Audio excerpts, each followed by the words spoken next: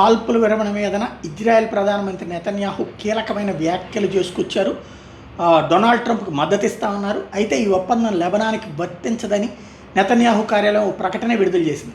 Hormuz జలసంధిని Iran తిరిగి తెరవడం, Israel సహా గల్ఫ్ దేశాల మీద దాడులు నిలిపేయడం వంటి షరతులకు లోబడి 2 వారాల కాల్పుల విరమణకి ట్రంప్ తీసుకున్నటువంటి నిర్ణయానికి మద్దతు ఇస్తున్నట్టు చెప్పారు. దీంతోపాటు ఇరాన్ అణుక్షేపణి, ఉగ్రవాదం నుంచి ప్రపంచానికి ముప్పు కలగకుండా అమెరికా చేస్తున్న ప్రయత్నాన్ని సమర్థిస్తామన్నారు. ఇరాన్తో జరగబోయే చర్చల్లో అమెరికా, ఇజ్రాయెల్ దాని మిత్ర దేశాల లక్ష్యాలను సాధించేందుకు కట్టుబడి ఉన్నామని అగ్రరాజ్యం మాకు హామీ ఇచ్చిందని చెప్పుకొచ్చారు. అయితే ఈ కాల్పుల విరమణ లెబనాన్కి వర్తించదని తేల్చి చెప్పారు. పాకిస్తాన్ ప్రధాని షహబాజ్ షరీఫ్ ప్రకటన దీనికి భిన్నంగా ఉంది. అమెరికా, ఇరాన్ అంగీకరించిన కాల్పుల విరమణ ఒప్పందం లెబనాన్కి కూడా వర్తిస్తుందని చెప్పుకొచ్చారు. మరోవైపున లెబనాన్ మీద ఇజ్రాయెల్ మళ్లీ విరుచుకుపడింది. దక్షిణ లెబనాన్లోని ఓ నగరం లక్ష్యంగా ఇజ్రాయెల్ డిఫెన్స్ ఫోర్స్ దళాలు దాడులు చేసినాయి. తమ మిత్ర దేశాల మీద కూడా ఎట్లాంటి దాడులు చేయకూడదన్నటువంటి ఇరాన్ ప్రతిపాదించిన 10 పాయింట్లో ఉన్న ఇజ్రాయెల్ అయితే అదేం పట్టించుకోవట్లేదు.